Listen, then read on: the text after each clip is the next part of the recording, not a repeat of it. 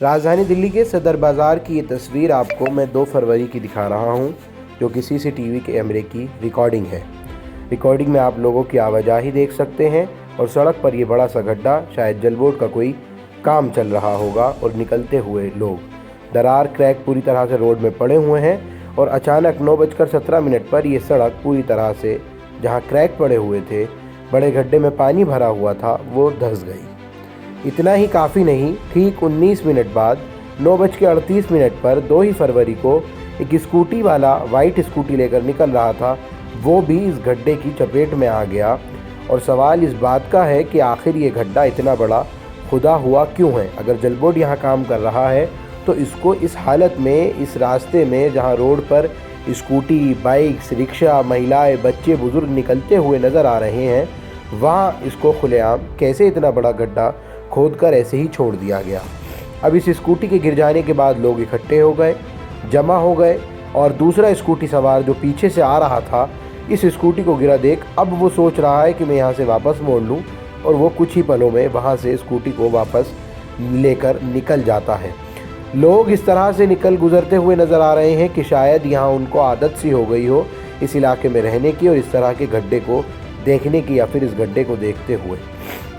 दिल्ली के किशनगंज सदर बाज़ार का ये इलाका, यहाँ से आम आदमी पार्टी के विधायक सोमदत्त शर्मा है और ये राजधानी दिल्ली का नॉर्थ डिस्ट्रिक्ट आता है।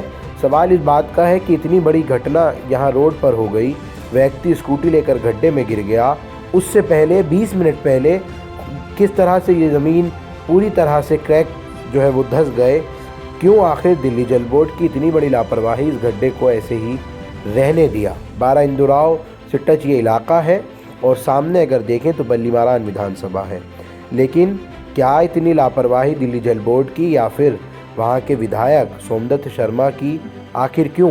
अब लोग कितनी मेहनत और मशक्क़त से इस व्यक्ति को बाहर निकाल रहे हैं।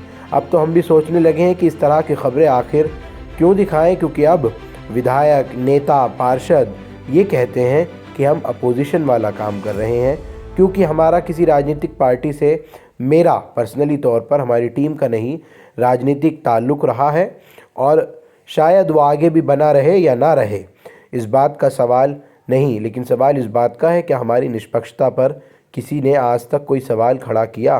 क्या आज तक हमने किसी के विरुद्ध इस तरह की या फिर पार्टी लाइन से कोई ऐसी खबर चलाई? बल्कि हम कांग्रेस पार्टी के विरुद्ध भी इतना ही तगड़ा बोलते हैं जितना तगड़ा कि तमाम दूसरी पार्टियों के विरुद्ध। बल्कि हम एक वजह को, सिर्फ इन तस्वीरों को इसलिए दिखा रहे हैं कि इलाकों की बदहाली को दूर किया जा सके। लोग जो परेशान हैं, काम हो नहीं रहे हैं और दावे बड़े बड़े किए जा रहे हैं, उनको उजागर करना अगर यह जुर्म है तो हमारी ये टीम लगातार करती रहेगी। शुक्रिया।